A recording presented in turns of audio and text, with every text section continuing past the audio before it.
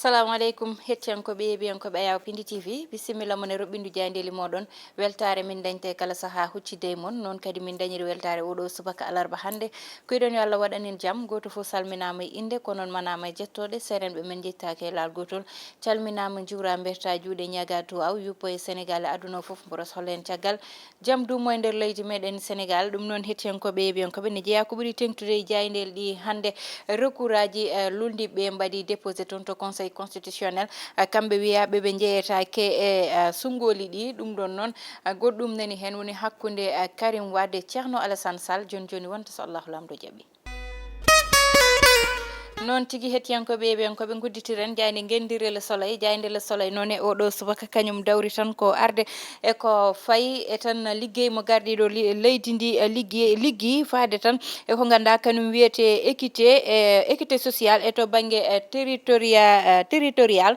ɗum ɗon noon woni ko ganduɗa yiyama liggey mo waɗi hen ha ɓen hedɓe ngal ɗon banggal noon jarnimo no fewi kanko gardiɗo leydi ndi kono noon o wi ko liggey o ne manki kono noon ma tan jokkite so Allah lamdo jaaɓi garene jayde l'observateur e oɗo subaka dawri tan ko on ji Karim Wade Ceerno Alassane Sall e oɗo mo ganduɗa kanko woni Amadou Ba woni candidat mo Benno Bokk Yakar kamɓe ɓeɗo tato noon mataw goto fof e yidde muɗum Ceerno Alassane Sall wi ko gueɗe Karim Wade yo ƴewte e ko ganduɗa kañum fayi kay e tan double nationalité makko kanko Karim Wade noon o wi ko way noon wona haala darika koɓe mbi tan oɗo mo ganduɗa woni Amadou Ba wonɓe ganda jagol mumen élection ji ɗi mbattamo arrangé ɓe garti noon e tan hakkude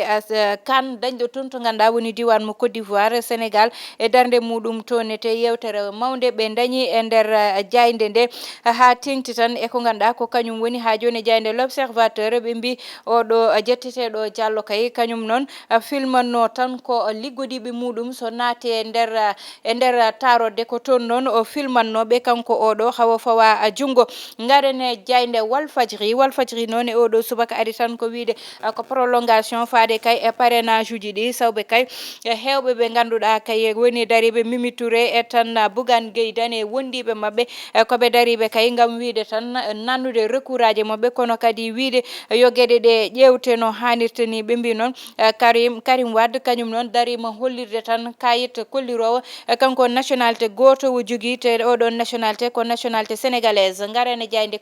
le quotidien kañum noon ari tan ko wiide amer bataille woni tan haare dañde hakkude nde ganduɗa woni Ceerno Alassane Sall e wondiɓe tan Karim Meïssa Wade ɓe mbi noon kanko Amadou Ba ko yiɗi ko woni wadde bloqué Diomaye Faye e tan oɗo mo ganduɗa woni Cheikh Tidiane Dièye ɓe mbi noon ha joni tan kawɗo sage uji tati ɗi noon maɓe dañ liggey e juuɗe mabɓe saabu recours aji nannaɗi toon ɗi garen ha joni jayde Vox Populi oɗo subaka wi Ceerno Alassane Sall kañum noon darima tan gam wiide recours nannude recours faade tan e double nationalité mo Karim Wade wondiɓe Karim Wade noon mbi tan ko Karim Wade kañum nationalité goto jogui te ko nationalité sénégalaise wadde noon Ceerno Alassane Sall ko haalta ko tan débat mo ganduɗa yete koko waɗi périmé ɓe mbi noon holliti kanko kay Karim Wade ko ganduɗa kañum woni communiqué kollirowo ko nationalité goto jogui ɓe mbi Amadou Ba kañum waɗi déposé kay réclamation ji faade e wondiɓe won hen e luldiɓe faade makko ɗum ɗon noon woni gueɗe ɗe ganduɗa Vox Populi ari hen e oɗo subaka garene jayde les échos noon kañum ari tan ko wiide ko lettre soft waɗaɓe recalé ɓe faade de kanko président Macky Sall e tan wiidemo yo duñcu kay ko fayi e élection ji ɗiɗo garoji ene nanga tan e 25 e lewru février wiide tan yoɓe duñcu ɗum saabi ɗum noon koko gueɗe kewɗe ɗe ganduɗa ɓe mbi e koye mabɓe laaɓani hen ɓe mbi kay réclamation ji kewɗi waɗama fanede e sage uji jeeɗiɗi ɗiɗon ɗum kay woni ko les échos dawri oɗo subaka garene jayde le témoin noon kañum wi tan ko candidat ji e ganduɗa ko kamɓe mbiyaɓe jeeyatake e élection ji ɗi kay ɓe darima gam hollidde goƴali mabɓe kono kadi nawde recours aji mabɓe toon to ganduɗa woni conseil constitutionnel gam ɓe ƴewto no fewi ko saabi kamɓe ɓe jeeyaka hen to yoga hen e mabɓe ne wawno jeeyede sungoli ɗi kono noon koɓe yaltinaɓe ɓeɗon noon oɗo saaha goƴe mumen fo woni nannude recours gueɗe mumen mbawa ƴewtede toon to conseil constitutionnel garene jayde las ɓe mbi Moustapha Ba waɗi fixé le cap woni tan gueɗe ɗe ganduɗa ko kañum fayi tan ko wiyete budget mo 2024 ari hen no fewi kono noon ɓurde markude taɓal makko ɓe gari ha joni tan eko ganduɗa ko kañum woni eko fayi e tan sénégalais ji walla ɓiɓɓe sénégal ummiɓe sénégal yaade toon to ganduɗa woni nicaragua ɓe mbi noon ko tolne 20 000 sénégalais woni ujunnaje nogas ɗi ganduɗa ete kay ɓiɓɓe sénégal ɓennuɓe tan frontiére mo mexique gam faade toon to diwan mo états-unis garen ha joni jande tribune noon e oɗo subaka wi tan ko candidat ji baɗaɗi invalidé waɗaɓe recalé kamɓe noon e waɗaɓe validé kamɓe fof noon ɓe dari tan ko wiide yo élection ji ɗi duñte beele ma gueɗe ɗe ɓuuri labtude koye mabɓe saabu noon so waɗama e lewru février ma won ko ganduɗa kay ko caɗele tigui wawi addude ɓe mbi terre o noon oɗo saaha waɗi tataɓijo mum yette victime mana yimɓe tato ɓe ganda mbasi pitale mumen e oɗo terre ene yane dow mumen battidiɗo ko hanki wonno gaɗene jayde libération noon e oɗo subaka kañum ari tan koye gueɗe oustage Assane Seck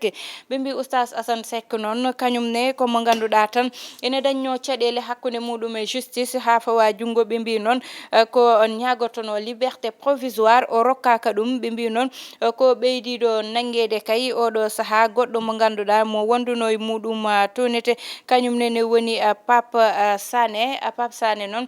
ko chroniqueur mo Walfadjri wonno kankone ɓe mbi kamɓe ɗiɗo ɓeɗon kay gueɗe mabɓe ma ƴeewe ko janggo e alhamisa o wonta so Allahu lamɗo jaaɓi garene jayde stade coftal ɓalli uddata damal baroɗe meɗen ne poti dañde match mumen hakkude mumen e Cameroun ko vendredi walla mbiyen aljuma wonata ɓawo janggo so Allahu lamɗo jaaɓi ɓe mbi noon oɗo saaha wona match beeɓowo jogori wonde ko match tigui jogorɗo kay dañde fayida ha joni tan ɓe mbi to ɓeɓe ganda goni Cameroun ko tan ɓe ganduɗa ko ne wawi wiyede barode dañde gaƴandeli kono noon ko duel jogorɗo dañde fayida ɓe mbi Mané e Sarr ko tan expérience tigui ɓe kollitta kamɓe ɓeɗon ɗiɗo e nder équipe o ɓe garti kay e losko walla tan yewtere yande ɓe dañde Lamine Camara ɓe mbi woni sénégalais gadano mo ganduɗa e tan nde waɗi match muɗum gaɗano e sélection muɗum gaɗano waɗi hen doublé ɓe mbi oɗo suka kay meeɗi dañde ɗum e équipe nationale ɗum noon hettiyankoɓe yeɓiyankoɓe ɗon gudditen joni gudditen hello wongo so Allahu lamɗo jaaɓi noon tigui hettiyankoɓe yeɓiyankoɓe gudditiren banggallo men wongo faade tan e gueɗe ɗe gandani kaali ɗum joni faade e oɗo kay Yetta Diallo mo ganduɗa kañum toon to diwan mo Mbour o filmanno tan wondiɓe makko walla ɓe o liggoto so naati tarodde ko nden tigui o waɗanno gueɗe hawa filma ɓe so paari noon o wonay wadde visionné walla wona yebɗe ɗiɗon vidéo ji ganda koye téléphone makko wonno hawa noon fawa junggo ɓeɗon noon ina jeeyano hen rewɓe resaɓe ɓe ndesaka e ko way noon kanko e hoore makko ni ko neɗɗo mo ganduɗa amo jogui joom suudu ko desɗo kono noon haɗani amo waɗanno gueɗe baɗe noon kawtiniɗe goɗɗo wone kañum ne e diwan mo Dakar walla tribunal mo Dakar kañum ne ɓe tan ñaawi toon mo ganduɗa ete kay ko tan ko mo ganduɗa fawde hitere goɗɗo mo wonduno kanko oɗo kay saabu ɓe mbi ko kanko oɗo cuisinier o tan fi ko joom suudu bongomano saabi ɗum noon ko nawligu nguɗon nawligu noon ɓe mbi tan ko kanko o kay defowo o wi ko joom suudu bongomano ɓuratamo kalis e nde koɓe peccata walla tan e koɓe dokka ɗum ɗon noon addi caɗele hakkude mabɓe hawo fi joom suudu waji o ha saabi kankone kay o fawa junggo e ko way noon ha joni tan hollide ko wayni neɗɗo ñamata ko wona arsugo muɗum ko woni arsugo muɗum ko tan ko ɗum heɓata hay sa heeɓi ko ɓuuri ɗum ne ma natɗo ganduɗa fotano natɗon walla jalta sama walla jalta naata e goɗɗo gueɗe ɗe ganduɗa nane nder leydi meɗen ina ƴewtida garten e recours aji ganduɗa nannama toon to conseil constitutionnel saabu noon kanko ceerno Alassane Sall o wi ko yoɓe ƴewto gueɗe ɗe ganduɗa woni nationalité ji ɗiɗi ɗi Karim Wade dañi ɗiɗon nationalité ji noon deɗo balde fo nani haale ne haalte eko way noon